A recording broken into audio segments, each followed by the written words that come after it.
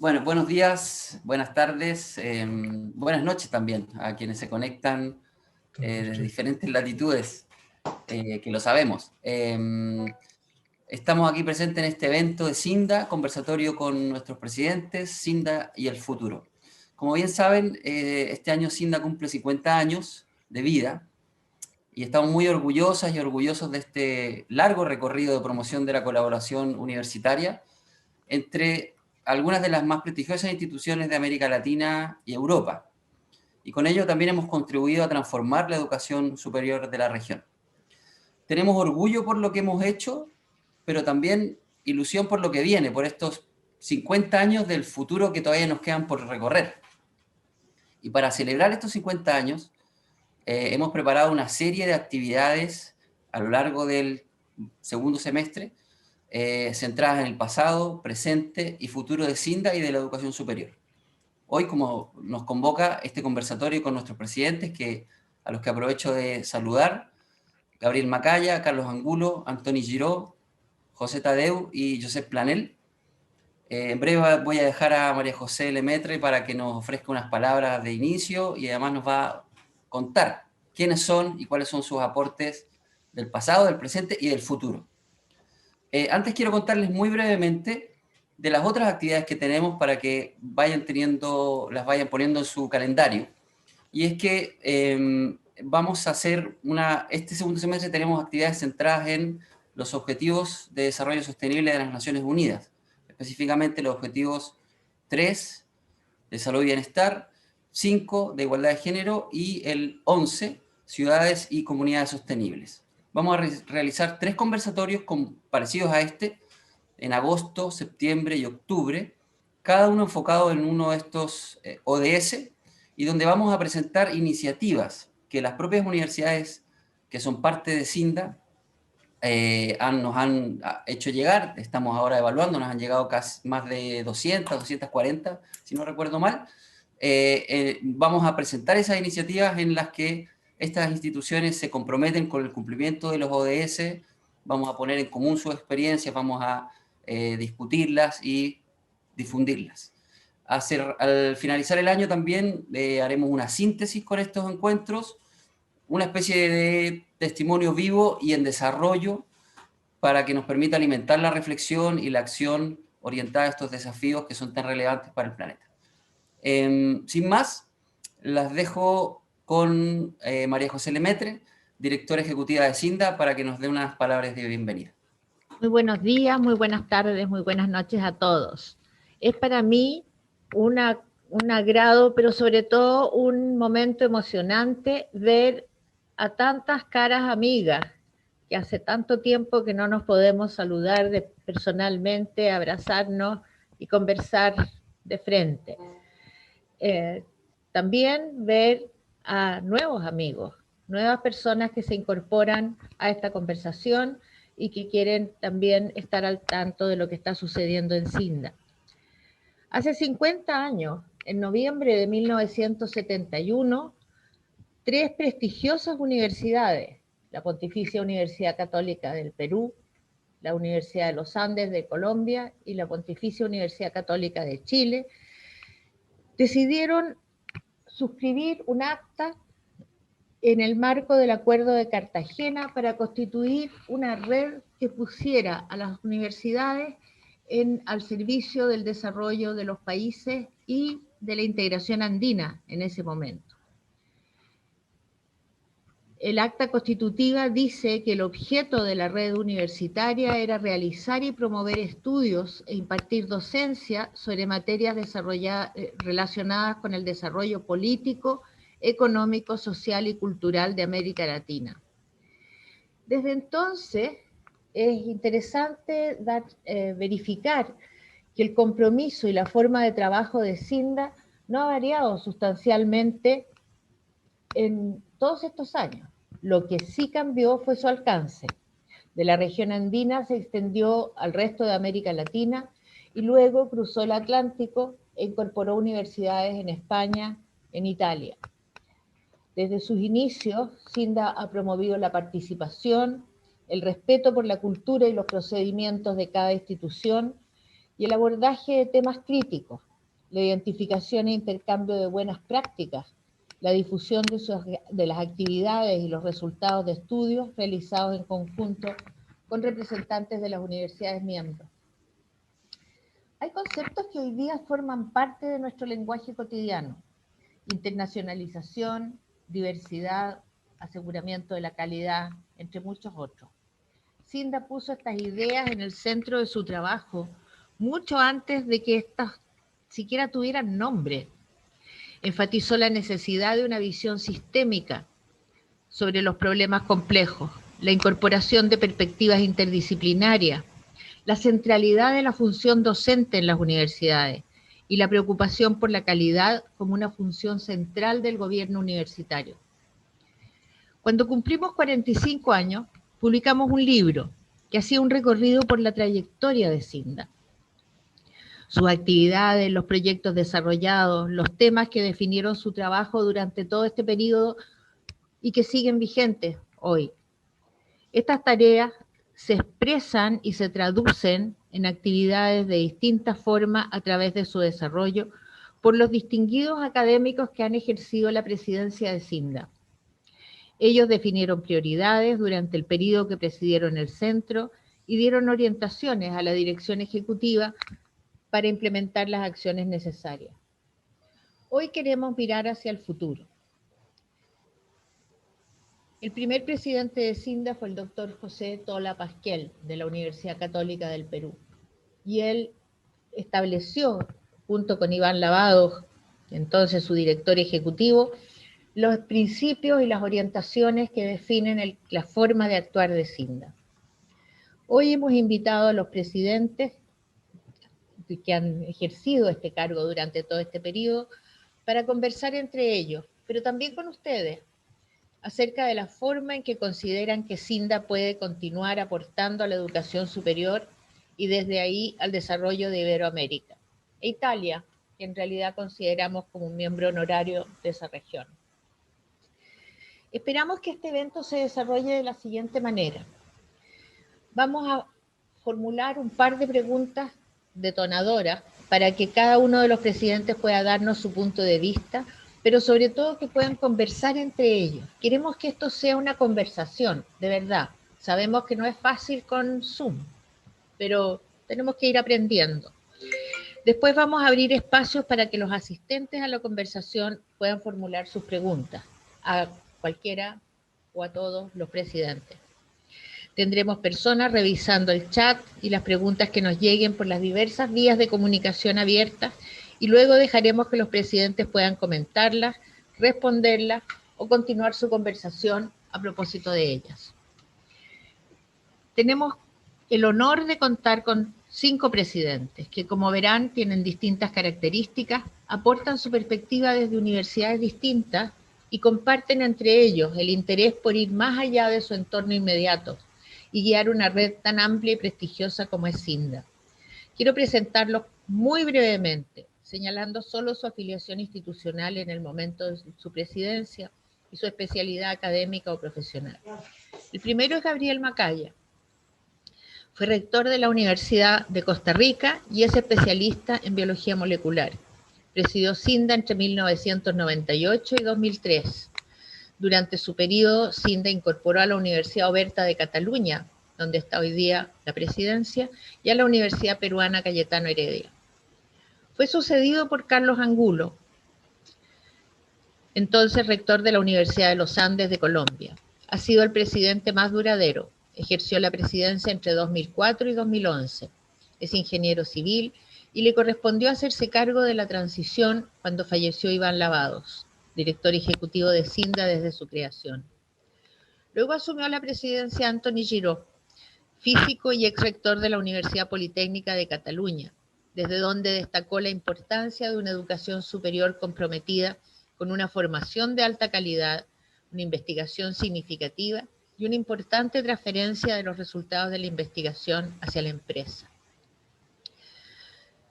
El siguiente fue José Tadeu Jorge, rector de la Universidad de Campinas, en Brasil. Es ingeniero en alimentos y promovió el tema de internacionalización, tema que fue el foco de una junta directiva en su universidad.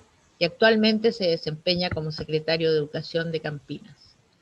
El actual presidente, Josep Planell, físico y especialista en ciencias de los materiales. Es el rector de la UOC, la única universidad de Cinda dedicada enteramente a la educación online, desde donde ha colaborado activamente con otras instituciones ante los desafíos planteados por el COVID. Todos ellos son personajes de gran trayectoria y seguramente tienen mucho que contarnos y que conversar. Por eso no quiero ocupar más tiempo y le devuelvo la palabra a Pablo Baeza, nuestro moderador, que es el director de proyectos en Cinda, para que dé inicio a la conversación. Gracias. Muchas gracias, María José. Bueno, yo también voy a iniciar rápidamente la primera pregunta detonadora, como decía María José, y espero que los 5 presidentes pues levanten la mano y directamente comiencen a conversar. Hemos dado un tiempo más o menos de 5 minutos por cada uno, pero si es una conversación es mucho mejor. La primera pregunta que hemos preparado es,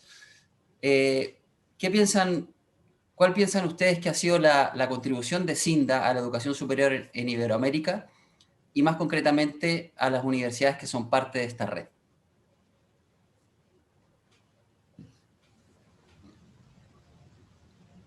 Quien quiera tomar la palabra, yo se la voy a dar amablemente.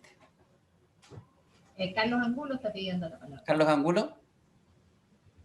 Muy bien, adelante. Muchas gracias. Muy buenos días a todos. Es muy placentero volverlos a ver, algunos después de muchísimos años. Yo pienso que la contribución más grande de Cinda es una contribución obvia, pero que no la habíamos hecho, y es conocernos en Latinoamérica las universidades. Las universidades latinoamericanas habíamos mirado tradicionalmente solamente a las universidades de países desarrollados y nos habíamos olvidado de los nexos con otros países que teníamos anteriormente. Luego, eso para mí es la contribución más importante que ha hecho Cinda. Y hay una que está atada a esa y es a una promoción de la calidad en la educación superior. Algo que es una tarea que está todavía por hacer, porque la desigualdad que hay en la calidad de la educación superior en Latinoamérica, yo creo que en España y Portugal también es muy grande. Existe en todos los países, pero tal vez en los casos nuestros es la más marcada. Y ahí es donde yo creo que Cinda puede dar un ejemplo para que la educación superior progrese y consecuentemente los países también lo hagan. Muchas gracias, presidente. Gabriel Macaya. Coincido con Carlos en que el aporte fundamental ha sido esa mirada entre las universidades latinoamericanas y luego extenderla a universidades en toda Iberoamérica. Hay una calidad fundamental de Cinda que yo quisiera destacar, y es usar el sentido más estricto de red de instituciones de excelencia. Es decir, las universidades participamos globalmente en las actividades de Cinda, pero de alguna forma, en estos 50 años, diversas universidades han asumido diferentes papeles y han puesto en evidencia diferentes excelencias, llamémoslas así, en diferentes campos para contribuir al desarrollo de la red. Y es una red que ha trabajado siempre con las universidades. Algunas redes, si hay que decirlo, sustituyen o trabajan por encima de las universidades. Cinda siempre ha trabajado con las universidades.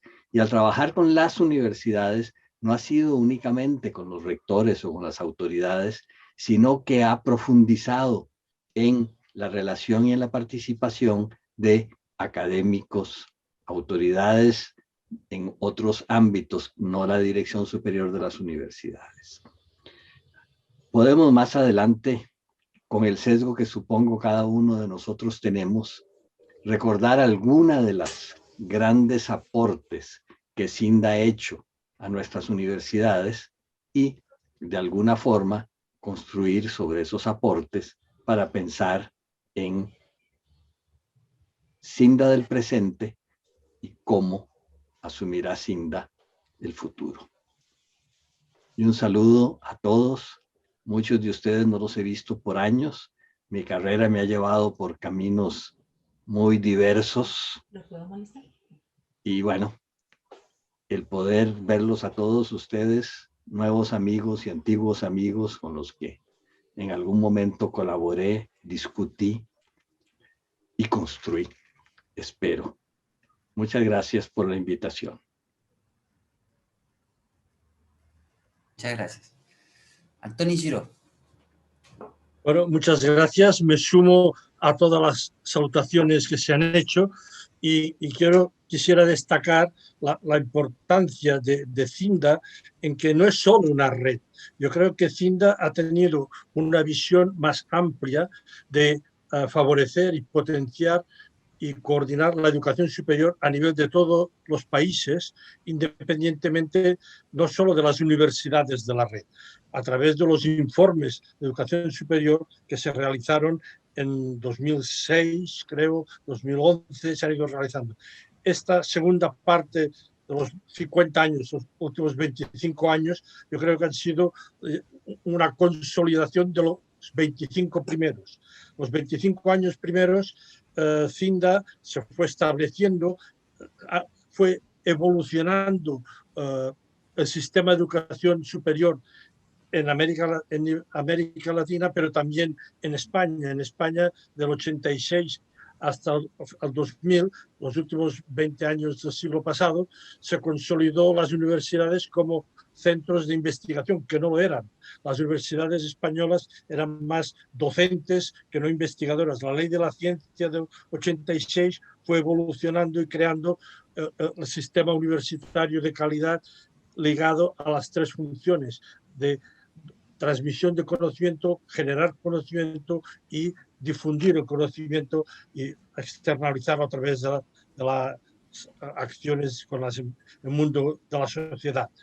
En esta línea yo creo que SINDA ha sido un enriquecimiento para todas las universidades de la red a través de los temas de calidad y también en el caso de la Universidad Politécnica de Cataluña yo quisiera destacar el establecer un puente entre las universidades de América Latina con el espacio europeo, puesto que a través de ayudas de la Unión Europea se establecieron proyectos que fueron importantes, proyectos alfa en la mejora de la calidad o proyectos a través de la Cátedra UNESCO de la Dirección Universitaria de la Politécnica de Cataluña con un observatorio que todavía está en marcha. Y estas acciones han ido creando una coherencia que yo creo que la red SINDA es muy potente en este sentido. Y además es de las redes que se puede ver una trayectoria creciente y consolidada. Quizás yo estoy ahora muy desconectado de la universidad en los últimos años, pero y la pandemia supongo que todavía lo ha modificado todo, pero creo que hay una posibilidad de evolucionar hacia el futuro de lo que va a ser la importancia de las universidades, también desde el punto de vista de las nuevas comunicaciones, de la acción a distancia y de la formación. Yo creo que en esta línea ascendente hay que reconocer una separación entre los primeros 25 años de SINDA, los segundos 25 años de consolidación. Pues, mis primeras opiniones. Gracias. Muchas gracias. José. Creo que soy yo. José Tadeu, por favor. Sí, claro. Gracias. Bien, en primer lugar, una satisfacción inmensa participar de esta conversación sobre los 50 años de SINDA y también sobre los próximos 50 años, ¿no? Que vamos a hablar también del futuro. mi condición es muy peculiar en Cinda, porque yo conocí Cinda antes de ser reitor. Yo conocí Cinda como jefe de gabinete de una rectoría, de un rectorado de Unicamp, en el año 1993. Y solo fui reitor 12 años después. Entonces, Cinda para mí fue una escuela que me ha ensinado, porque continuo aprendendo con Cinda, y esto me facilitó la gestión de la universidad cuando asumí el rectorado. Particularmente para la Universidad de Campinas, hay 3 aspectos que me gustaría resaltar nessa habla inicial. En primer lugar, el contexto de Campinas, que es una universidad muy ligada, muy atuante con la iniciativa privada, con las empresas. En los estudios de que participé en Cinda sobre metodologias para a transferência de ciência e tecnologia às empresas, foi extremamente importante para consolidar as ações da Universidade de Campinas neste tema, neste setor. Os modelos de vinculação universidade-empresa que estudamos e que debatimos em Cinda nos anos 90 foram muito significativos para a Universidade de Campinas. O outro tema foi a verificação de metodologias de avaliação docente e de avaliação da docência como o principal instrumento que as universidades têm que utilizar para cumprir seus objetivos de formação das pessoas, tanto do ponto de vista profissional, como do ponto de vista de cidadania e de relevância de seu papel social em la sociedade. E os projetos de Cinda sobre a avaliação da docência forneceram as bases para que a Universidade de Campinas estabelecesse uma sistemática importante nesse tema. E o terceiro aspecto que me gostaria de ressaltar são os seminários, são os eventos que Cinda ha realizado em relação a planeamento e gestão das universidades, gestão administrativa, financeira e, especialmente, da enseñança, que também forneceram muitas bases para que minha universidade se estabelecesse com seu projeto de qualificação de suas funções e creio foi muito positiva a aprendizagem em Cinda e isto ha facilitado muito minha atuação como reitor da universidade. E creio que isto deva continuar, mas teremos oportunidade de falar sobre o futuro mais adelante, ¿ok? Muchas gracias. Josep Planel.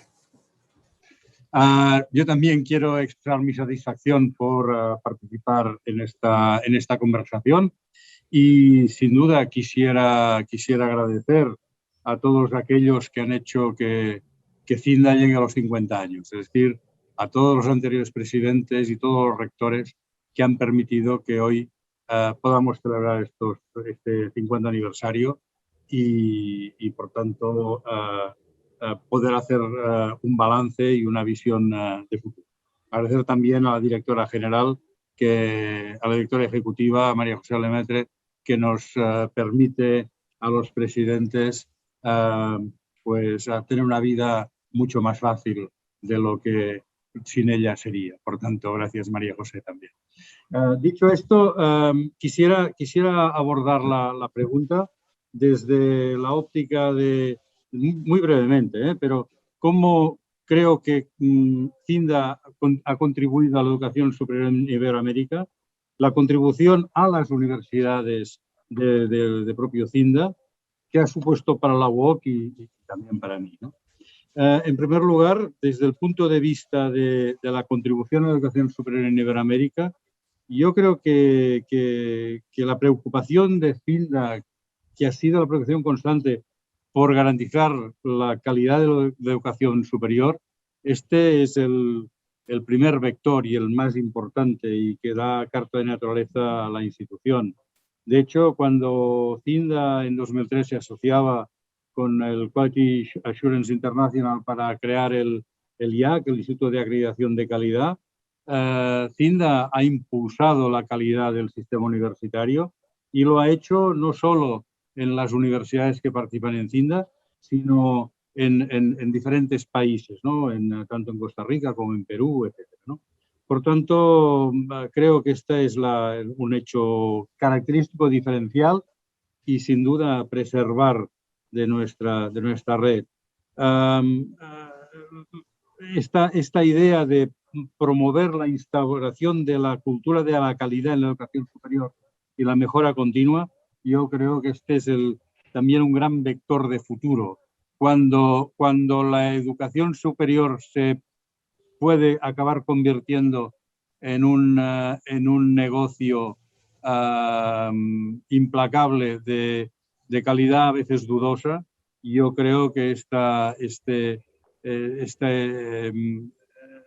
apuesta firme por la calidad es imprescindible de cara también al futuro. Por otra parte, esto lo que hace es prestigiar también a las universidades que son miembros. Es decir, ¿cómo contribuye Cinda a las universidades del propio Cinda? Pues como una marca prácticamente, porque es lo que ahora la gente llama un branding, ¿no? Ser de Cinda se asocia a un posicionamiento y a un prestigio de las universidades miembro y un prestigio que apuesta sin duda por la calidad de la educación superior. Y Cinda lo ha hecho favoreciendo o estableciendo espacios de encuentro. Antes lo decía alguno de mis colegas, ¿no? La creación de relaciones de confianza. Para que las cosas funcionen hay que establecer confianza. Y Cinda establece estas relaciones de confianza a nivel profesional y también compartiendo conocimientos, intercambiándolos, etc. Es decir, Cinda para mí se erige como un lugar de co-creación y cooperación entre las distintas instituciones. Y ese también creo que es un bien a preservar. Porque al fin y al cabo, y esto lo hemos hablado muchas veces recientemente, Cinda es un lugar para el intercambio de buenas prácticas. Y de nuevo, este es un vector fundamental, creo, a preservar de cara al futuro. ¿Y para la UOC qué ha supuesto? Como ha dicho María José, somos una universidad nacida digital, online, y para nosotros ha sido una experiencia extraordinaria, porque nos ha permitido compartir nuestras metodologías con otras universidades de la red y, sobre todo, instaurar algo que pensábamos que sería provechoso y que se nos ha demostrado provechoso, como son las movilidades virtuales. Y hemos hecho una serie de movilidades virtuales con las universidades de la red y creo que han sido un éxito en ese sentido. Por tanto, hemos aprendido nosotros mismos del resto de universidades, hemos aprendido de la red. Y finalmente, déjenme decir que para mí es un honor y un privilegio ser miembro de Cinda y en este momento ser el presidente.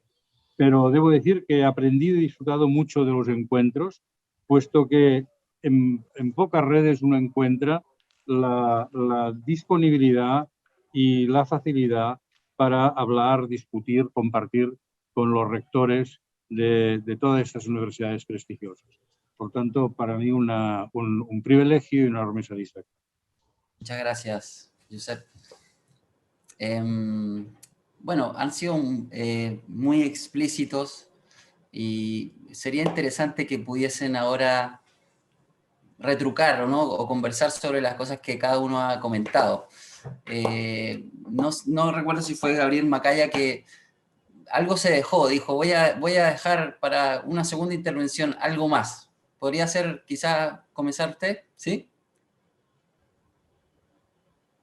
Un gusto.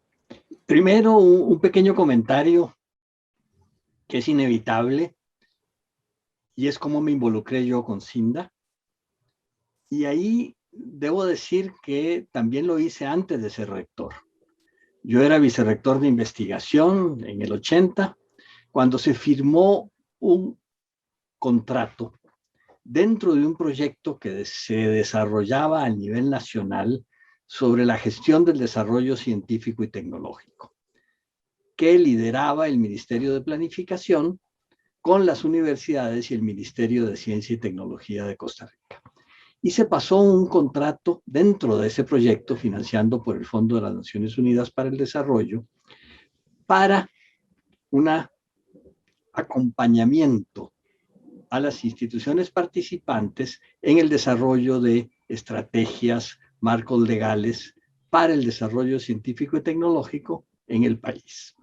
De modo que la primera influencia de Cinda no fue únicamente sobre la Universidad de Costa Rica, sino que fue una influencia nacional, muy importante en ese momento para desarrollar toda una política de vinculación universidad-sector productivo, como le decíamos en esa época. Y a mí me habían encomendado, como vicerrector de investigación de la UCR, liderar a las universidades públicas que participábamos en ese proyecto. Y allí pude conocer a Iván Lavados, por supuesto, pero también a un personaje que en el desarrollo del marco legal de lo que fue después la interacción de la Universidad de Costa Rica con el sector productivo fue determinante, que fue Ángel Muga, de la Universidad Católica de Chile. Ese fue un primer contacto. Yo terminé el rectorado, el vicerrectorado de investigación trabajando muy fuertemente con Cinda en estos temas, sobre todo los informes de educación superior, que fueron muy influyentes en mi país y muy influyentes en la región centroamericana, porque los informes tomaron no solo en cuenta las universidades costarricenses, sino las universidades de la región en Centroamérica. Y yo creo que esa es otra de las virtudes que han señalado respecto al accionar de Cinda y que debemos tomar en cuenta para el futuro. Y son esas acciones que trascienden las universidades del grupo, van hacia un grupo de universidades más amplio, pero también hacia sistemas nacionales. Respecto a lo que me estaba aguardando, y lo abordo ahora siguiendo la sugerencia de Pablo, es que frente a esta pandemia, muchos añoramos lo que muchos han llamado la vuelta a la normalidad. Y yo creo que lo peor que podría pasar después de esta pandemia es que volvamos a la normalidad, que volvamos a lo de antes. No. Yo creo que esta pandemia nos ha mostrado debilidades y fortalezas en cada país, en cada sistema universitario, en cada institución universitaria. Y pretender que pasando la pandemia volveremos a la normalidad prepandemia sería un error craso. Y ya se han dicho cosas que a mí me parecen fundamentales, como la pandemia nos ha hecho descubrir otros modos de funcionar, de actuar, de tener influencia. Y yo creo que debemos enriquecernos por todo esto que hemos descubierto en este año y medio de pandemia, de todo lo que hemos, por así decirlo, sufrido y de todo lo que hemos aprendido. Y bueno, se nombró, o el rector Planel hizo referencia a las modalidades de movilidad virtual, que me parece fundamental en este momento. No es solo enseñanza virtual, no es solo usar los medios tecnológicos, sino pensar nuestras instituciones en otros términos. Un tema central que me parece que ya Cinda está abordando, pero que espero que se haga con más énfasis en el futuro, es el abordaje de los sesgos de género en el mundo académico en general, en los estudiantes, en los profesores, en el desarrollo de programas, en la composición de las instancias de administración superior de las universidades. Y aquí debemos ser creativos. No es simplemente buscar mecanismos tradicionales de equidad, sino justamente buscar medios para una incorporación plena de todas las mujeres en las actividades científicas, tecnológicas, administrativas, académicas. Será muy importante ese proceso en el futuro en que podamos compartir experiencias para ver qué otras universidades están haciendo en este campo. Y a manera de preocupación, y siempre es válido hacer este comentario,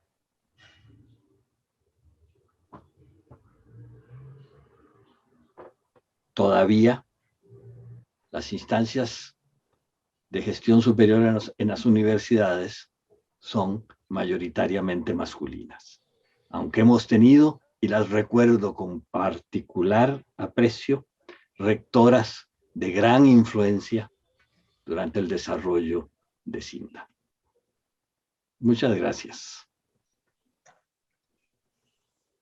Muchas gracias, presidente, por poner esos temas. Yo quisiera redundar en las palabras de Gabriel Macaya, que ciertamente el futuro será distinto.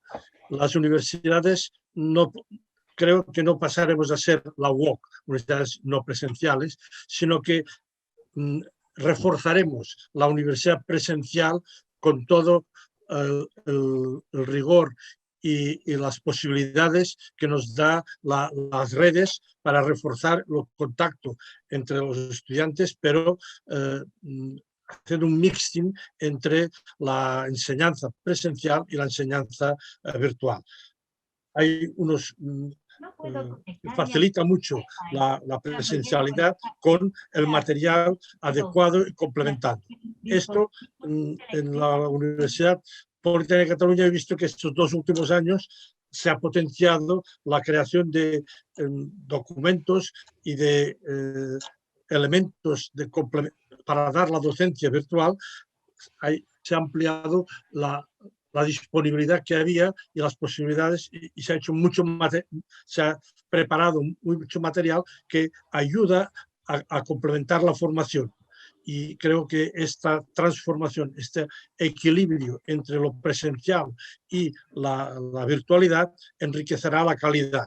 Creo que el elemento de calidad, que también se ha citado antes del Instituto el IAC y los temas de calidad que se potenciaron a finales del siglo XX a través de las agencias de calidad y que Cinda ha ido incorporando en todo su trabajo y en el quehacer diario, estos temas de calidad también deberán tener en cuenta la mejora de la gestión y la eficiencia del trabajo de los elementos de gestión, de financiación y de transferencia de conocimiento de las universidades. Este reto dentro del ámbito global de la sostenibilidad y el equilibrio de género, creo que son los elementos constitutivos de líneas de actuación para mejorar la calidad, para ser más coherentes con el entorno y también más coherentes con el profesorado que hay. En la Politécnica de Cataluña tenemos un problema muy grande de desequilibrio entre el número de estudiantes masculinos y femeninos. Hay tanto por ciento de mujeres más bajo y eso va influenciando mucho en la trayectoria de todo un sector productivo. Esto hay que ir trabajándolo y esperamos que se consiga a lo largo de los próximos años.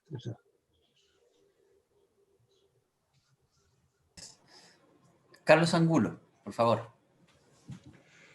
Sí, creo que los planteamientos que se han hecho son muy interesantes y hay uno que yo quiero resaltar y es el tema de la calidad en la educación.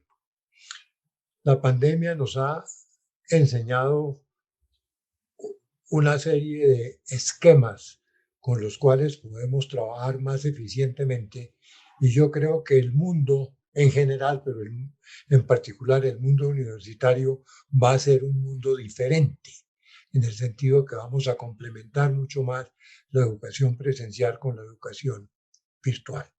Pero eso hay que hacerlo con calidad. Yo creo que el caso de Colombia es un caso crítico en ese sentido, debido a la gran cantidad de universidades o de instituciones de educación superior que existen que no tienen niveles adecuados de calidad. Así como hay unas pocas que la tienen, hay muchas que no. Entonces tenemos que establecer los esquemas para que esa calidad fluya y tengamos profesionales mucho mejor formados. Yo creo que en muchos casos, se puede pasar en otros países, se ha comercializado la educación a costa de la calidad.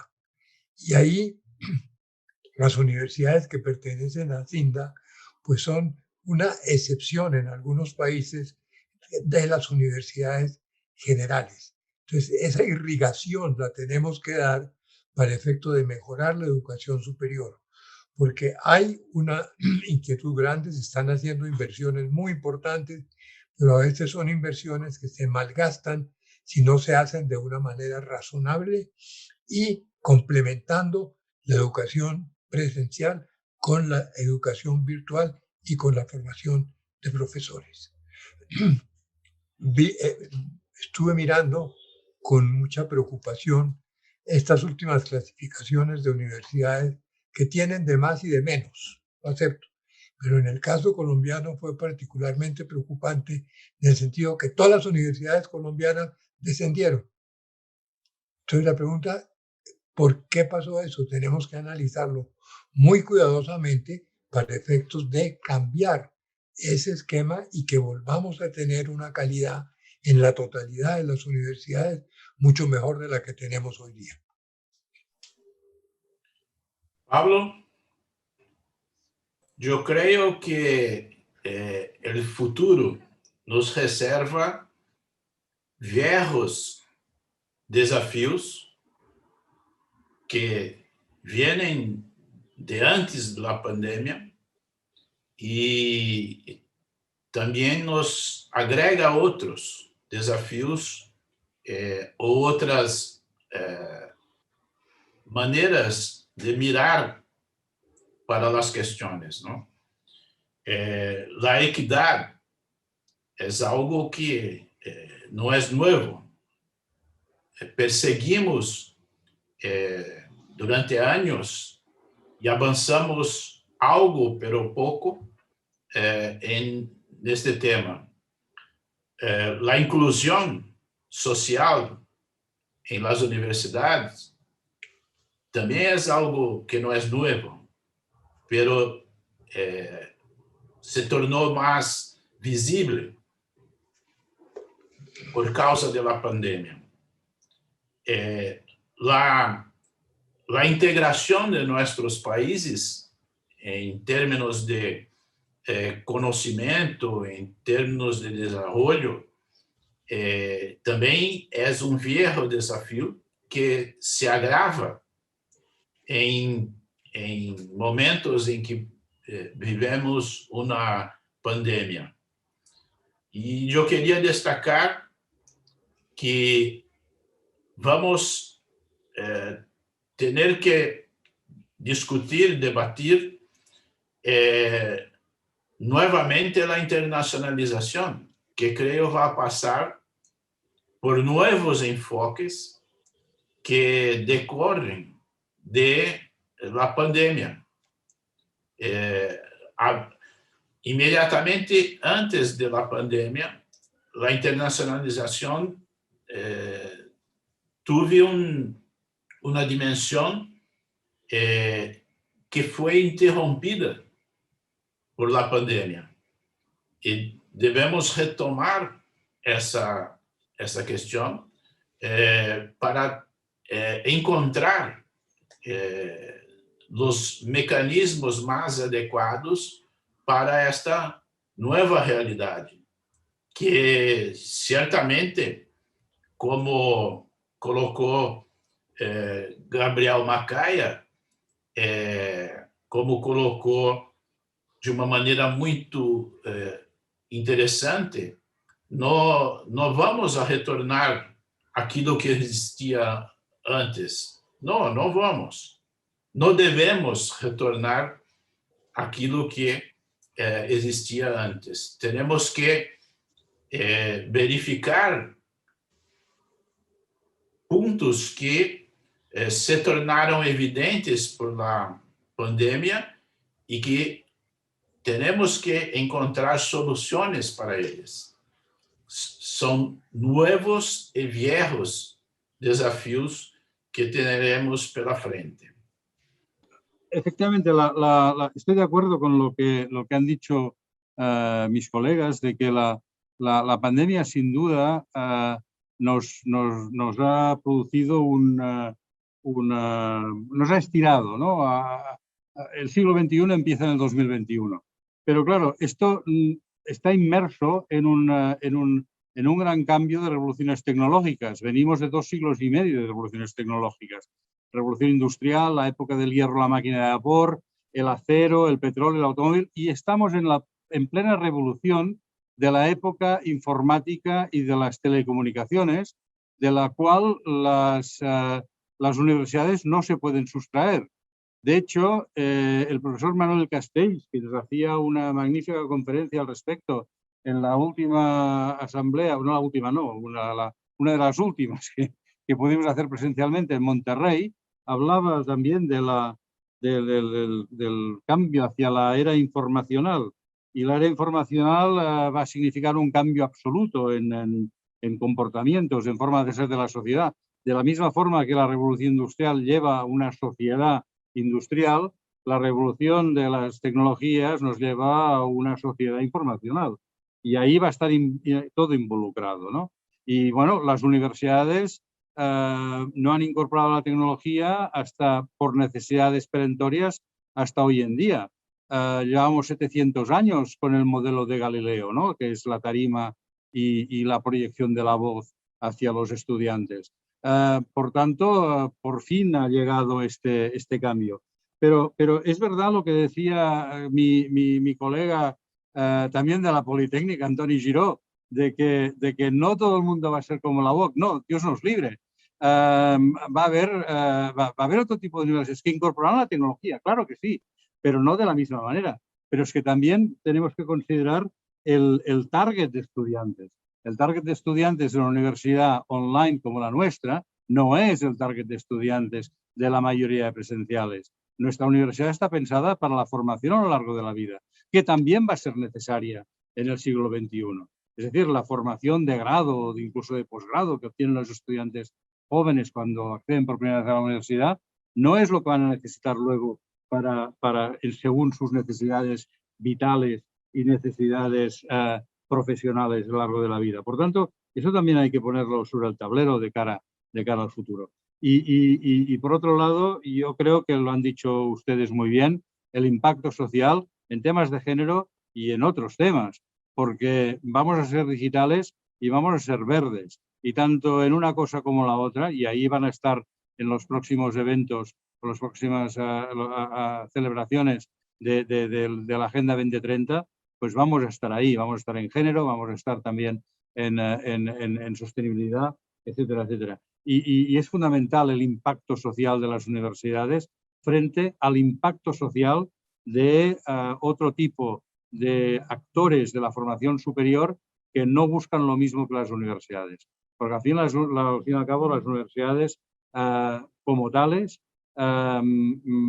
están involucradas en la investigación, por tanto con las misiones de transferencia de conocimiento, de transferencia de tecnología, de impacto sobre su entorno, y esto es innegable y no es lo que van a hacer las aplicaciones que uno puede encontrar en el teléfono móvil que sirvan pues, para aprender cualquier tipo de competencia, que no es nada malo, pero que no es lo mismo que la formación de ciudadanía a las cuales están involucradas las universidades. Y para acabar, de cara volviendo a Cinda, yo creo que va a ser muy importante el hecho que nosotros tengamos influencia sobre nuestros entornos gubernamentales también, para preservar ciertas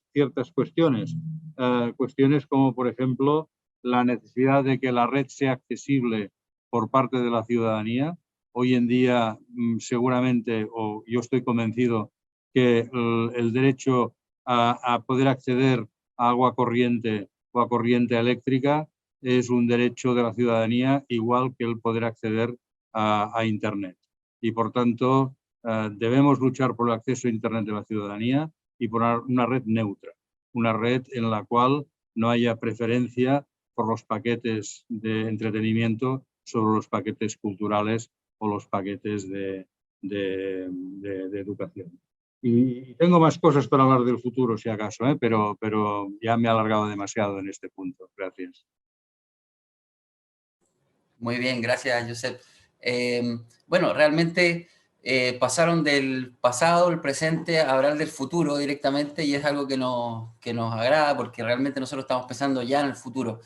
Teníamos intención realmente de abrir la conversación, pero antes les quiero preguntar si alguno de nuestros presidentes quiere hacer algún comentario, acotar algo que haya dicho otro, o bien abrimos la conversación. Han tocado muchos temas, enfoque de género, calidad, que se abra la gestión, a la transferencia tecnológica, en los temas de equidad, inclusión, integración de la región y repensar quizás la internacionalización desde el punto de vista de lo que de los aprendizajes que la pandemia nos ha obligado a asimilar formación a lo largo de la vida.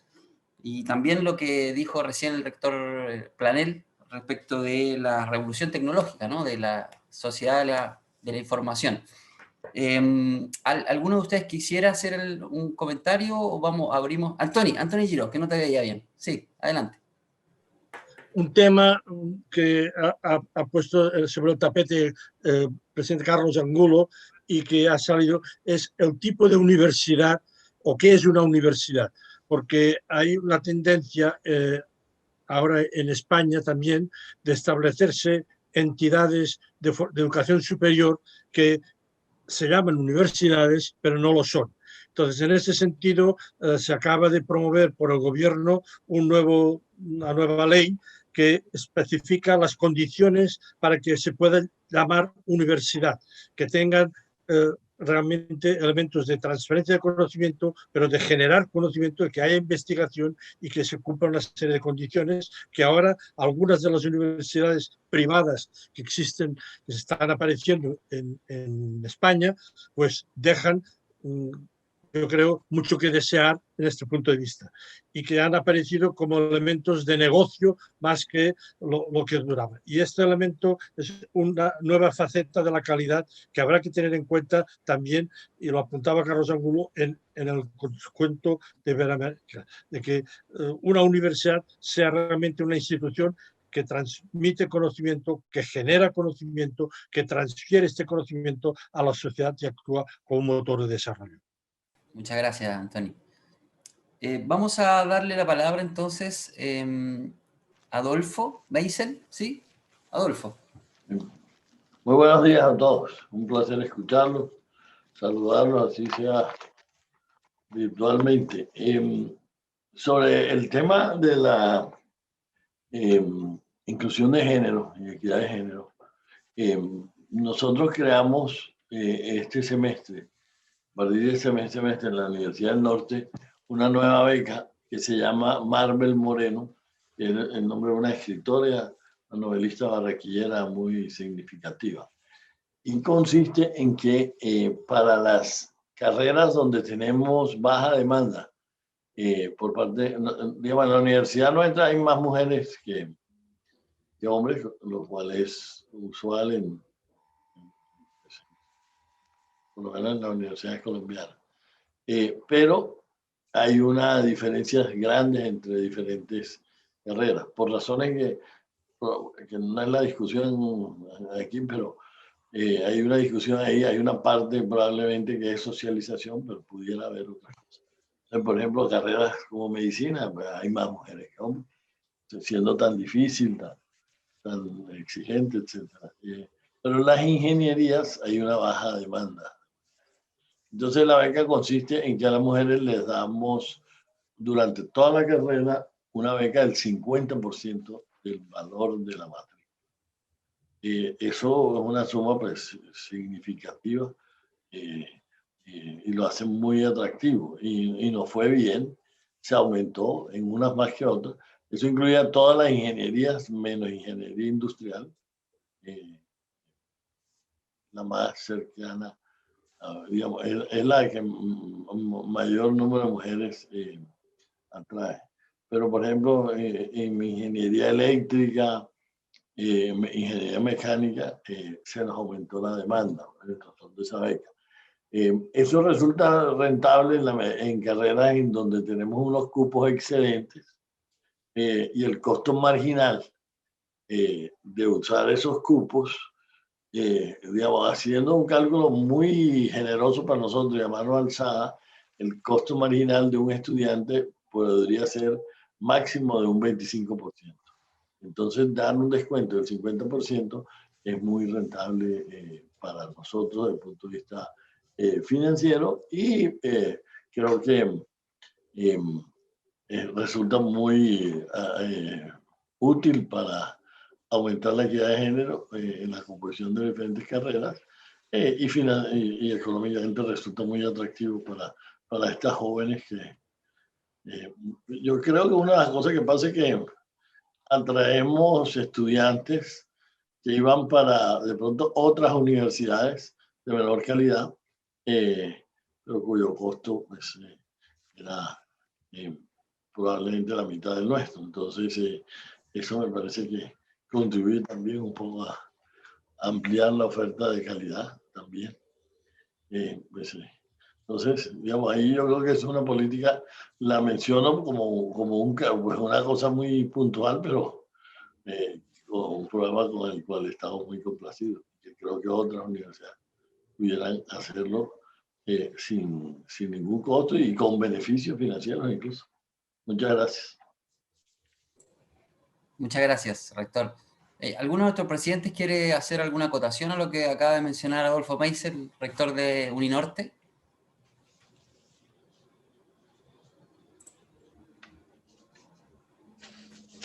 Les recuerdo en todo caso que también estamos aceptando preguntas en el chat y también en el Facebook. ¿Sí? Ahí tenemos a alguien interesante. Enrique Castañeda. Muy buenos días. Felicito a Cinda por los 50 años y bueno, tenemos la dicha de conocer a María José Lemaitre, que nos ha visitado la Universidad Cayetano Heredia. Actualmente soy rector de la universidad desde mayo de este año. Quisiera preguntar a Joseph Planner de Oberta, ¿cómo es la diferencia más importante que podría señalar entre el modelo de universidad online y el modelo tradicional de universidad. ¿Qué aspectos son los diferenciadores y cómo transcurrir de una universidad que ha tenido centradas sus prácticas habituales tradicionales hacia el modelo virtual, y que ya no estamos viendo que en la posterioridad debemos ir hacia una mixta entre presencial y virtualidad? Bueno, gracias, rector, por la pregunta. La UOC nació en el 95, en una época en que ni la red, la genialidad de los creadores de la UOC fue apostar por Internet, pero punto, porque en aquel momento la red no soportaba imágenes. Por tanto, no estaba en la posibilidad de los creadores de la UOC pensar en transmitir clases filmando clases, porque esto era imposible en el año 95. Imprimir una imagen, los que tenemos una edad sabemos que se representaba en una impresora de 9 agujas, pues unos 20 minutos para imprimir una imagen, o 10 minutos, ¿no? Por tanto, esto era absolutamente inviable. Lo que se hizo fue cambiar el método del correo postal de las universidades a distancia por el correo electrónico. Y el medio de comunicación fue el cambio, porque eso te permite un contacto prácticamente inmediato. Por tanto, el modelo de la UOC, el modelo online de la UOC es parecido de la Flipped Classroom. Es decir, al estudiante se le proporcionan los recursos de aprendizaje, sean textuales, actualmente multimedia, podcast o el tipo que sea, se le proporcionan estos recursos. En el aula virtual, que puede ser una aula virtual, pues como las de Blackboard, la de Canvas, la aula virtual que más convenga, se le da hay un profesor acompañante al cual el estudiante se refiere cuando tiene alguna pregunta, y este mismo profesor es el que le propone la evaluación periódica, los exámenes, los seminarios y demás. Y además, los estudiantes dentro de la aula virtual actúa como una red social donde los estudiantes interactúan, trabajan, participan en seminarios, trabajos conjuntos, etc. Por tanto, este es el modelo UOC. Esto no significa que el modelo online tenga que ser precisamente este, porque hemos visto que hay otras instituciones que apuestan, porque hoy la tecnología lo permite, por las clases filmadas. Por tanto, la clase filmada también es una opción. Esto depende, pues, de cómo se estructure cada universidad. Nosotros creemos en nuestro modelo, puesto que atender durante una hora a un talking head, a un busto parlante, es algo bastante tedioso. Y, por tanto, entendemos que los bustos parlantes son... por eso las conferencias TED son de 20 minutos, porque es lo que uno es capaz de atender con plena atención escuchando a alguien. Por tanto, por ejemplo, Sanjay Sharma, que es el vicepresidente de MIT encargado de formación online, él acaba de escribir un libro que se llama GRASP, donde habla del futuro de la educación superior para una institución como es MIT, apostando por la educación online, pero con un modelo de clases filmadas, pero máximo 10-15 minutos del profesor, y luego recursos de aprendizaje, trabajo en grupo, etcétera, etcétera. Una cosa muy importante para mí, perdón que acabo ya, una cosa muy importante del paso de la presencialidad online es la necesaria cooperación y colaboración entre las áreas de gestión y la academia. Si no hay una interconexión fundamental entre tecnología, porque la tecnología al final lo invade todo, y por tanto cuando tú decides un software para matricular alumnos, tienes que tener en cuenta los datos que le vas a preguntar a aquel alumno para que cuando el alumno acabe y sea alumni, puedas seguir manteniendo la relación con él. Por tanto, o el software de matriculación deben tener en cuenta cómo funcionará la biblioteca, porque a este alumno le vas a proporcionar acceso a la biblioteca. Por tanto, es fundamental que todas las áreas de gestión trabajen con la academia el desarrollo de la docencia. Para mí ahí está el nudo gordiano. ¿Cómo hacemos que las áreas de gestión colaboren codo con la academia en el desarrollo de los programas docentes, de los contenidos, etcétera, etcétera? Y esto hay que hacerlo desde el principio. y esto requiere una metamorfosis, una transformación digital de la institución. Y para mí este es la cuestión. No sé si con esto respondo a tu pregunta, rector. Sí, muchas gracias. He visto su página web y he podido revisar lo que usted me acaba de explicar. Muchas gracias. Voy a estar en contacto con usted. Fantástico, cuando quiera. Gracias, rector. Bueno, muchas gracias a ambos. Mientras alguien se anima a hacer alguna pregunta, comentario, voy a leer un comentario que nos acaba de llegar por Facebook de Ricardo Ramírez del TEC Tecnológico Monterrey, quien dice que tendremos que sacar los mejores aprendizajes de la pandemia e incorporarlos de manera sistemática. Los tres grandes transformaciones en efecto son transformación digital, transformación ecológica y la transformación a una sociedad más incluyente, más justa y más equitativa, incluyendo en este caso el género. Dice Ricardo Ramírez que el rector Josep Planell lo resumió muy bien, transformación digital, verde e incluyente, y además una democratización de Internet.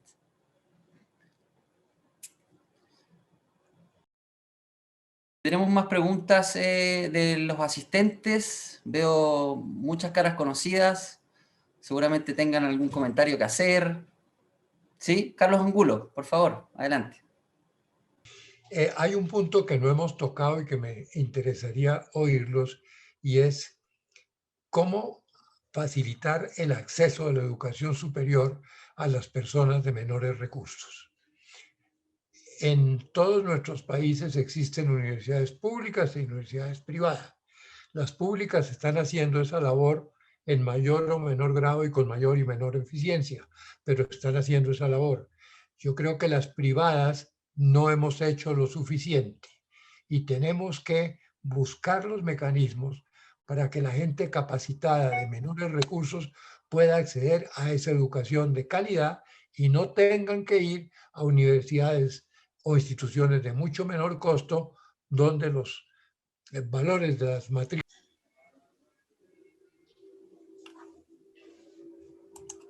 Muchas gracias. Doctor Marcelo Vera, ¿está pidiendo la palabra? Para las personas de menores recursos mediante una alianza universidad-empresa.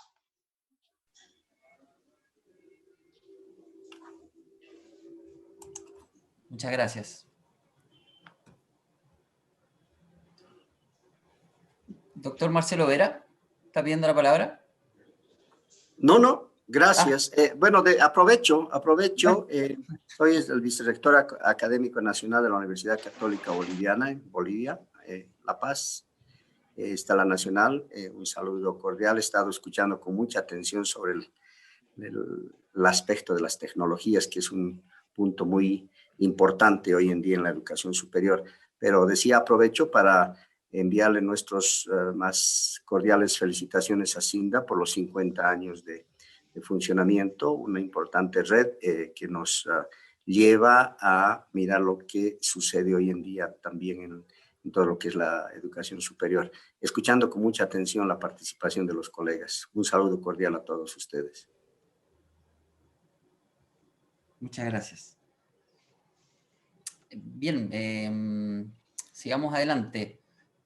Luis Eduardo González, por favor, adelante, un gusto. Bueno, mira, primero que todo, ha sido muy grato estar aquí, ver a muchas caras y muchos amigos que hace tiempo que no veía. Voy a ser muy cortito. Quisiera decir dos cosas importantes. La primera es rendirle un homenaje en esta ocasión a Iván Lavao y a Hernán Ayarza. No estaríamos aquí si Iván no hubiera tenido la sensibilidad y no sé cómo llamarlo, la condición humana de generar instituciones basadas, yo diría, en dos cosas. Primero, en la confianza. La confianza entre los 10, 15 rectores que había en esa época era plena y no había burocracia y no había nada. Y la segunda cosa era este tipo de relaciones activas, no burocráticas, y muy eficiente, muy activa. Yo creo que eso fue fundamental para que nosotros estuviéramos hoy día aquí. Y también rescatar un poco todo el trabajo de Hernán Ayarza. Hernán pasa siempre desapercibido. Él fue el director adjunto por 40 años, creo yo. Y él era muy bueno para implementar redes y para invitar, participando fundamentalmente universidades de Cinda, pero participó con participación de gente de afuera. Me parece que salió esta idea de trabajar desde las universidades hacia la comunidad. Creo que también rescatar este sentido de que está desde los orígenes de Cinda, de trabajar desde las universidades participantes hacia las universidades y no solo para fortalecer la red interna. Y por último, decir en relación al futuro, yo creo que es re importante todo lo que ha sido la incorporación de esta nueva era que es lo que es la pospandemia. Pero existe un riesgo que yo no lo miraría en menos, que es el riesgo que las cosas se burocraticen, que las relaciones se transformen en relaciones de instantes y de encuentros locales y que se pierda justamente esa gran característica que tuvo Iván de generar relaciones íntimas, personales, de compromisos propios. En fin, la tecnología puede potenciar eso, pero también tiene un riesgo de que se transforme en algo burocrático.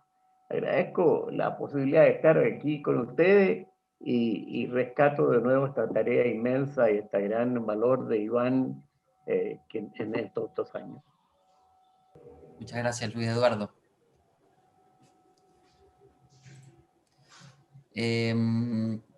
¿Alguna pregunta más? ¿Comentario? ¿Quiénes están asistiendo? Jaume Vallés, por favor, adelante. Sí, muchas gracias. Yo me sumo a las felicitaciones de Cinda por su 50 aniversario y expreso el placer que me representa el poder saludarles a los amigos y conocidos, algunos que hacía muchísimo tiempo que no veía ni siquiera a través de las pantallas. Y me sumo también a esta última iniciativa de Luis Eduardo de recordar cariñosamente y con agradecimiento la acción de Iván Lavado y de Hernán también, y la de muchos otros compañeros y colaboradores de Cinda, ¿no? De cara al futuro, no quiero ser largo, pero de cara al futuro, si puedo hacer una sugerencia, pienso que las universidades deben hacer un cambio y centrarse en el estudiante. Creo que esto es fundamental y es algo que no es fácil. Tengo una cierta experiencia de haber intentado algunos cambios en este sentido y las reacciones son no violentas, pero sí duras. Y en cambio yo estoy convencido que el futuro de la enseñanza universitaria y de toda la enseñanza, no solo la universitaria, es ser capaz de centrarse en el estudiante e intentar sacar de cada estudiante lo mejor de sí, lo mejor que pueda. En este sentido, pienso que una de las tareas fundamentales de cualquier universidad, de cualquier institución educativa, reside en la elaboración de los programas de estudio. Cuando uno piensa en abstracto en la institución universitaria, esta institución en la que conviven dos objetivos, la docencia y la investigación, si uno lo piensa, se da cuenta de que puede parecer que son objetivos contradictorios, porque la docencia esencialmente es algo conservador, que tiene por objeto transmitir el conocimiento que ya existe a las nuevas generaciones y, por lo tanto, conservar, mantener. Mientras que el objetivo fundamental de la investigación es ser rupturista y cambiar las cosas y cambiar los conocimientos que ya existen, estos que los docentes transmiten precisamente precisamente, y generar nuevas visiones, nuevas maneras de ver el mundo en general, ¿no?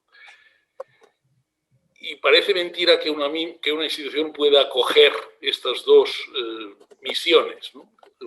Siendo, como parecen, contradictorias. Precisamente mi reflexión está en que precisamente la elaboración de los programas de estudio es el punto clave en el que la investigación es fundamental para orientar la docencia.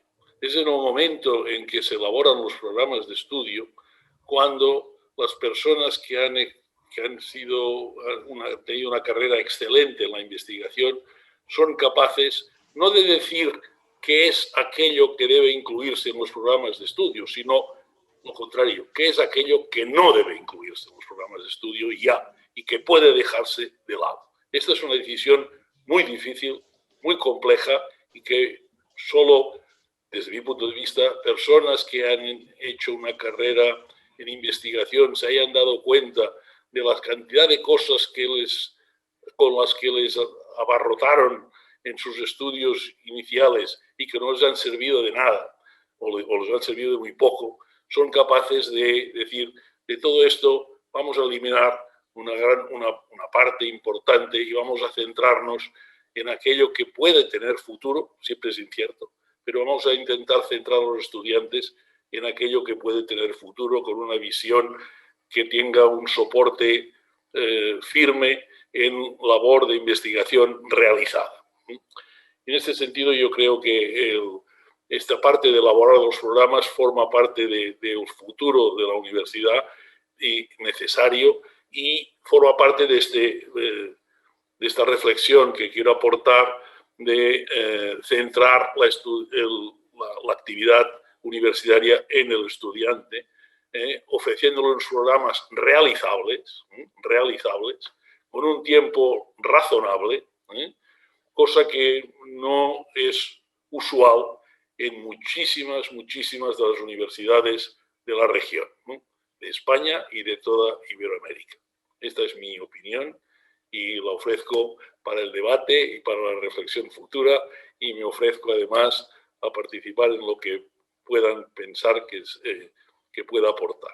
Muchísimas gracias, mis recuerdos para todos y mis saludos más cordiales a todos los amigos y conocidos que aquí participan y que algunos no veía desde hacía muchísimo tiempo, pero ha sido un gran placer para mí poder participar. Muchísimas gracias. Gabriel Macaya tiene la palabra. Adelante.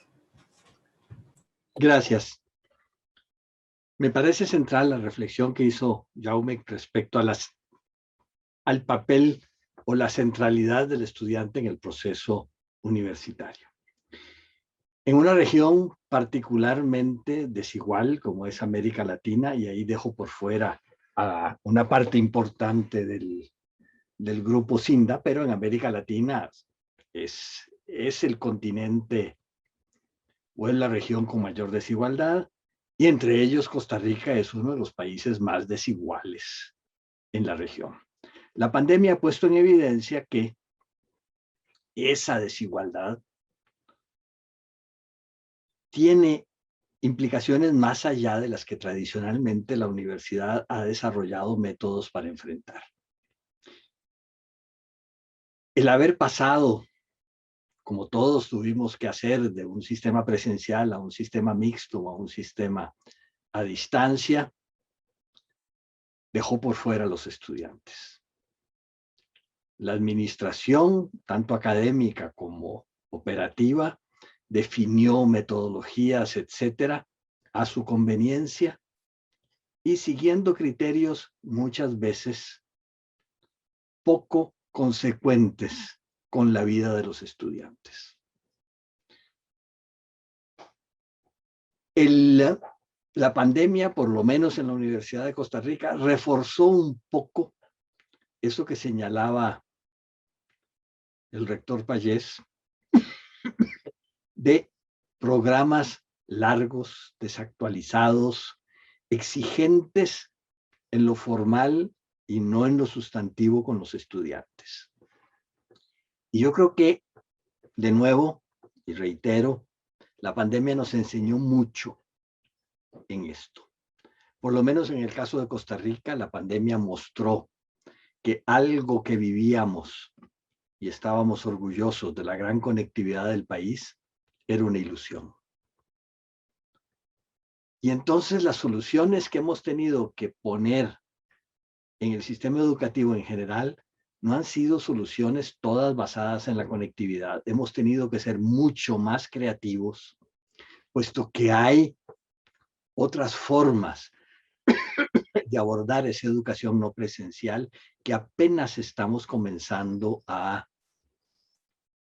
arañar o a ver su superficie. Y sí me parece que es necesario lo que Jaume comentó y que es necesario complementar. Y es que no es solamente una imposición de lo que podríamos llamar el estamento académico sobre el estudiantil, sino al menos en nuestras universidades en Costa Rica, del estamento administrativo. Y allí, en muchas cosas, son ellos los que determinan las soluciones y no las necesidades del estudiante o la consideración de formación o consideración académica. Y yo creo que ahí entonces ese concepto de la centralidad del estudiante implica cambios muy profundos en nuestras universidades. Y no es un problema de, como se ha abordado muchas veces, de la participación estudiantil en las instancias de gestión universitaria. No, el problema es mucho más profundo. Y esa participación estudiantil no resuelve el problema central. Tenemos que buscar nuevos medios para hacer el estudiante el centro de la preocupación universitaria. Y ahí me quedo con ese comentario. Segundo, sí, hacer un homenaje a los que han pasado por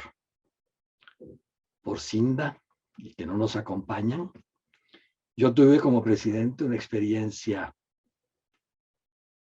desde el punto de vista personal imborrable, y fue el momento en que Iván tenía que someterse a una intervención quirúrgica arriesgada. Me llamó a Santiago y durante 2 días me puso al tanto de todas las intimidades de Cinda, para que en caso de una crisis yo pudiera, con conocimiento y con sensibilidad sobre todo, asumir esa posible crisis. Esos 2 días de trabajo en Santiago me marcaron para toda la vida en la forma en que se debe asumir un liderazgo y una gestión de un aparato universitario. Muchas gracias, Gabriel. Josep Planel, adelante. Sí, gracias. Al hilo de la intervención del rector Jaume Pagès, del rector Gabriel Macaiga, de poner al estudiante en el centro, y sin querer decir que en nuestro caso este es el lema, el estudiante en el centro, pienso que es relevante el modelo pedagógico, ¿no? En una universidad como la nuestra, donde hablamos de la flip classroom y decimos que el estudiante está en el centro porque la idea es que el estudiante aprende haciendo.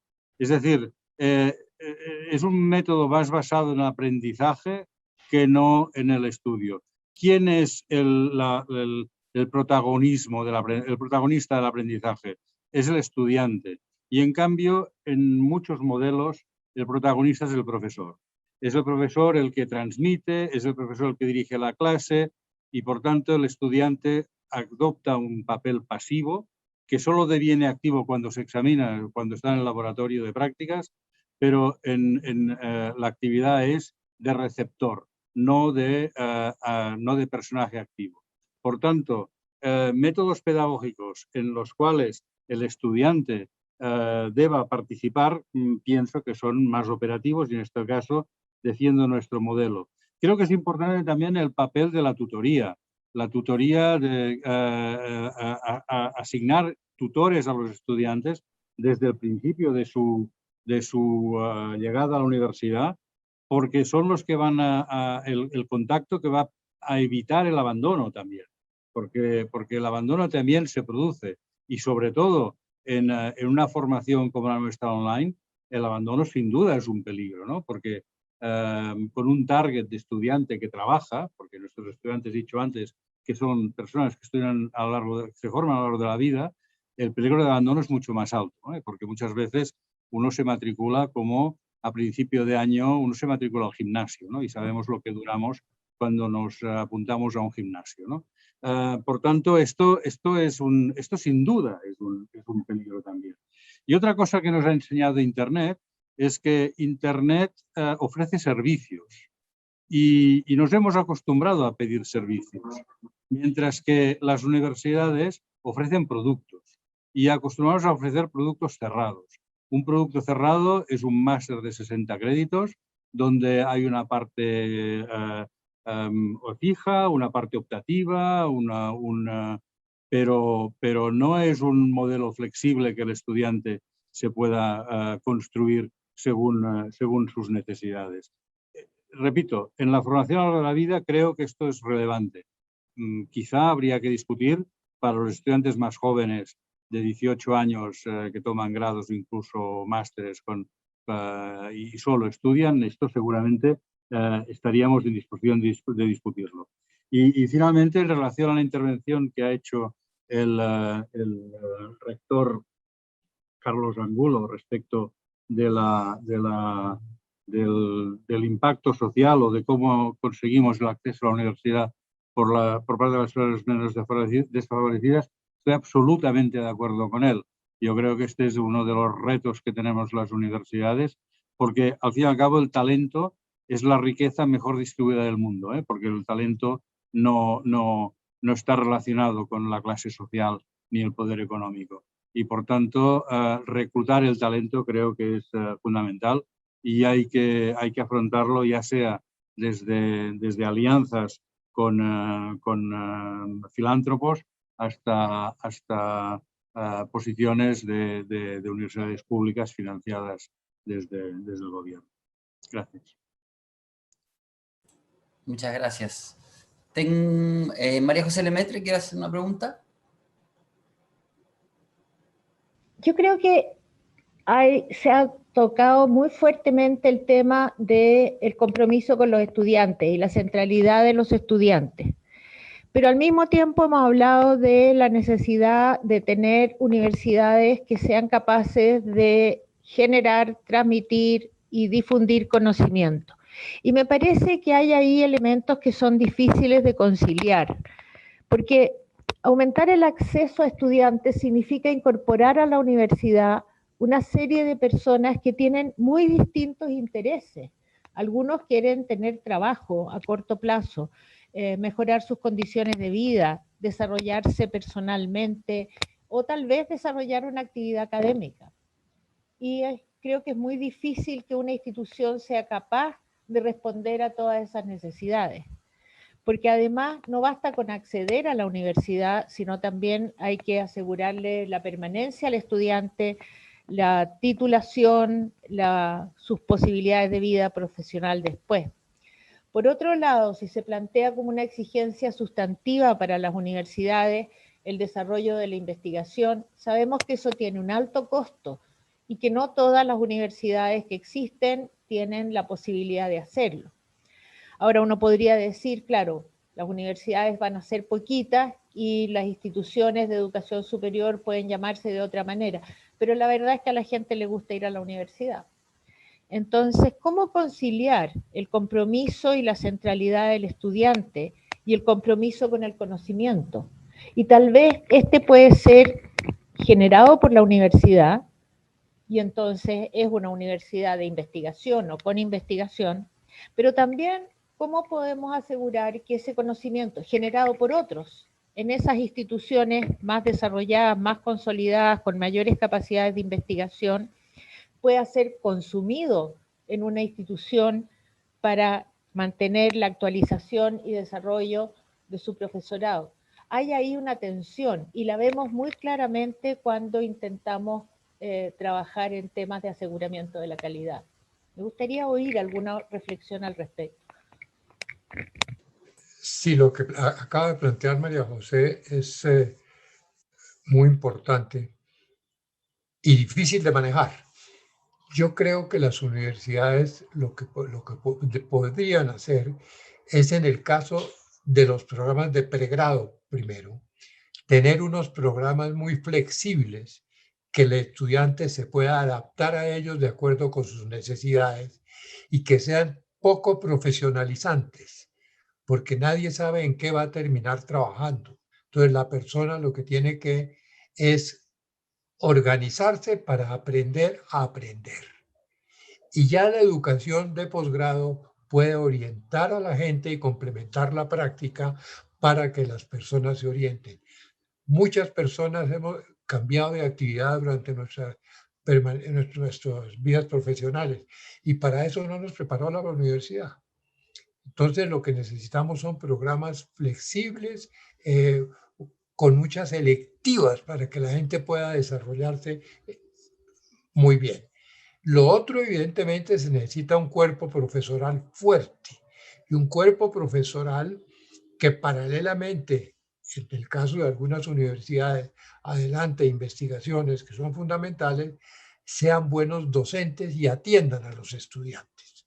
Ese concepto de acompañamiento del estudiante es absolutamente fundamental para, entre otras cosas, disminuir las tasas de deserción en las universidades, que en las universidades colombianas por lo menos son altísimas.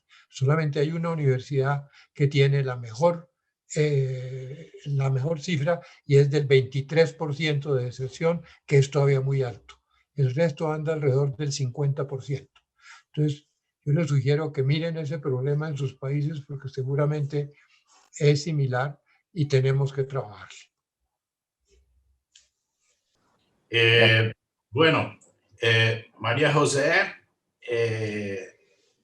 coloca una cuestión que me parece fundamental en términos de modelo de universidad. Yo creo que la enseñanza universitaria, la docencia, la investigación y también la transferencia del conocimiento a la sociedad son objetivos indisociables en la universidad. La universidad tiene que hacer con que estos tres fundamentos se verifiquen en todo, de una manera indisociable.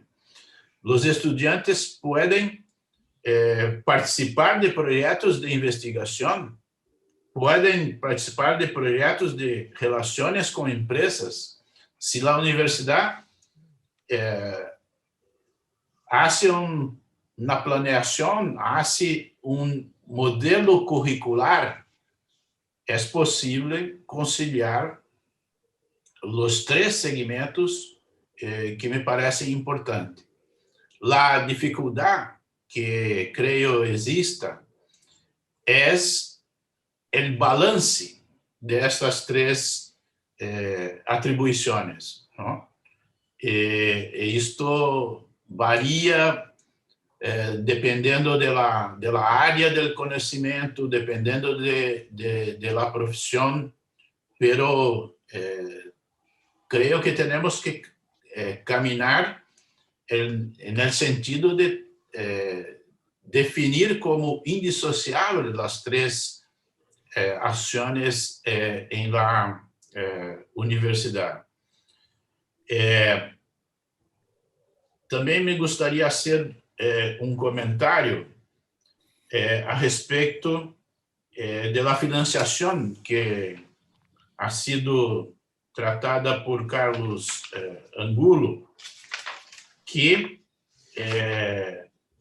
es algo que la universidad no va a lograr solucionar solo. Este es algo que depende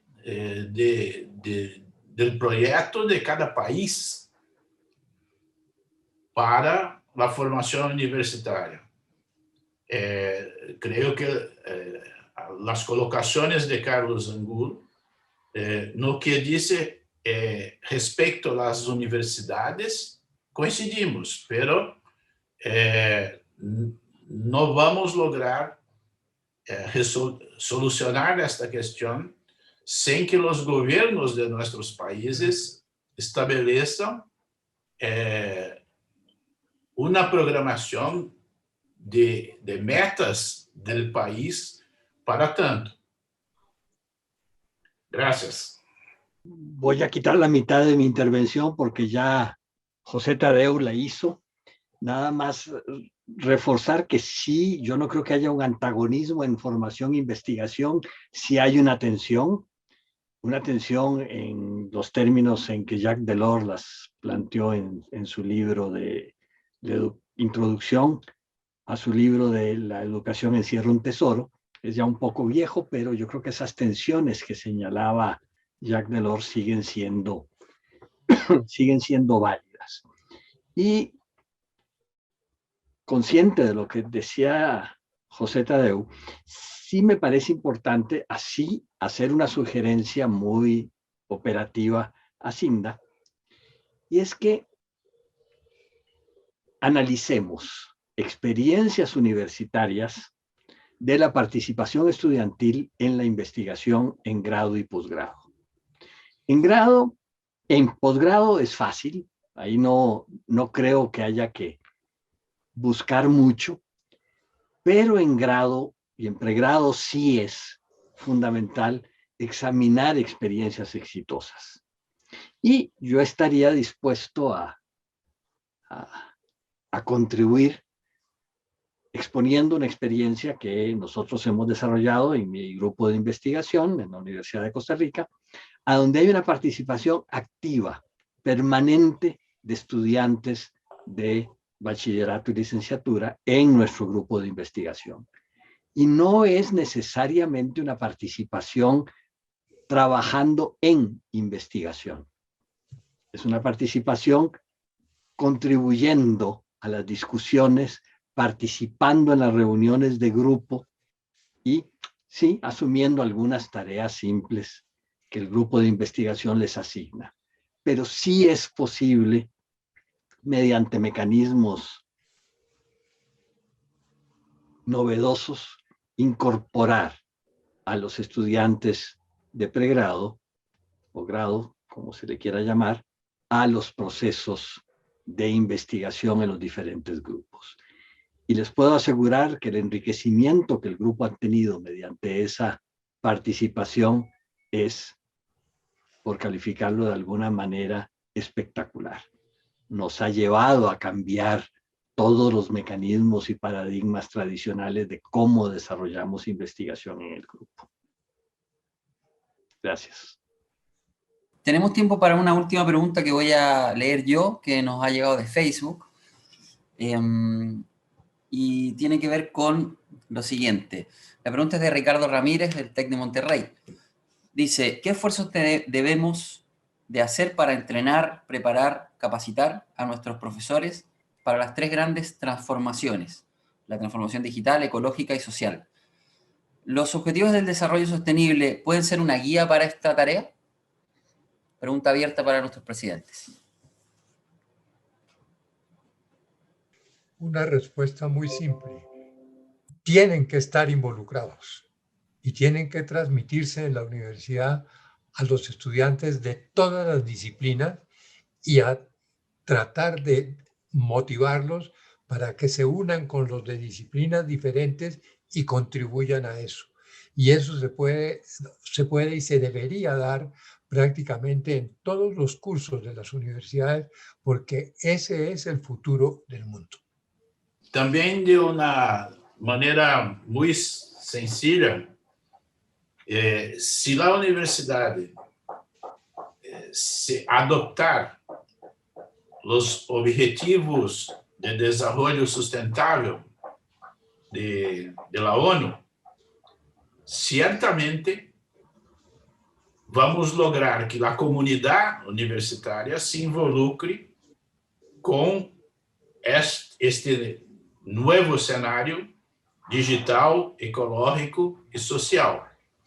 Tenemos que hacer de los objetivos de desarrollo sustentable el cerne, el foco de la universidad, porque en ellos existen los compromisos sociales, ecológicos y también de la modernidad digital en el mundo. Sí, quizás sin responder directamente a la pregunta, pero en un momento en que, debido a las distintas crisis económica, pandémica, etcétera, etcétera, estamos viviendo momentos en que, bueno, desde el punto de vista económico, pues nuestras sociedades son un casino financiero con monopolios gigantes, de crecimiento débil, con recesión, desempleo estructural, descalificación, desigualdad, desesperanza, y surge la xenofobia, las migraciones económicas, la agitación social, las divisiones políticas, los líderes populistas. Esto es lo que estamos viviendo en esta sociedad. Las universidades son más necesarias que nunca.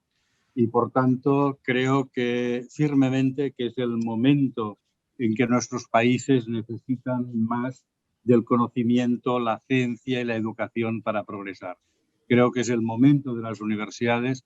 Las universidades debemos dar un paso adelante. Con la Agenda 2030, con todo. Es el y en el caso de CINDA y sus universidades, no se trata de definir una agenda, sino de colaborar para implementarla. En este sentido, creo que el futuro no es de la universidad, sino que es de la plataforma de universidades. Repito, es la hora de las universidades, de las redes, y de ofrecer un ejemplo de colaboración multilateral. Multilateral desde los distintos países. Y además multilateral en el sentido de que antes decíamos que las universidades crean, mantienen, difunden conocimiento. Pero el conocimiento ya no está solo en las universidades. El conocimiento está en las empresas, el conocimiento está en los hospitales, el conocimiento está en los museos, el conocimiento está en todas partes, incluso en las administraciones, incluso en los gobiernos. Y por tanto, la función de la universidad en relación a lo que en su momento se llamó la cuádruple hélice es actuar como nodo de conocimiento. Todo este conocimiento que existe en la sociedad, ser capaz de conectarlo, de aglutinarlo, de transmitirlo, de estructurarlo.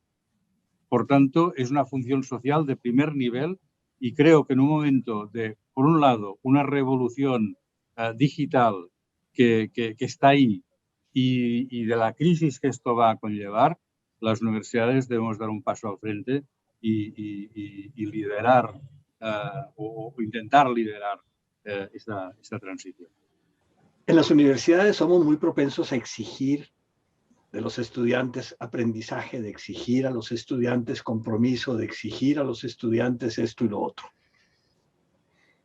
Estamos en un momento en que hay que exigir a los profesores, a los académicos que aprendan, que se transformen, que asuman responsabilidades, que tengan compromiso.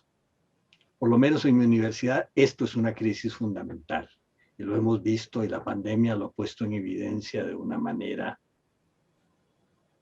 muy cruda.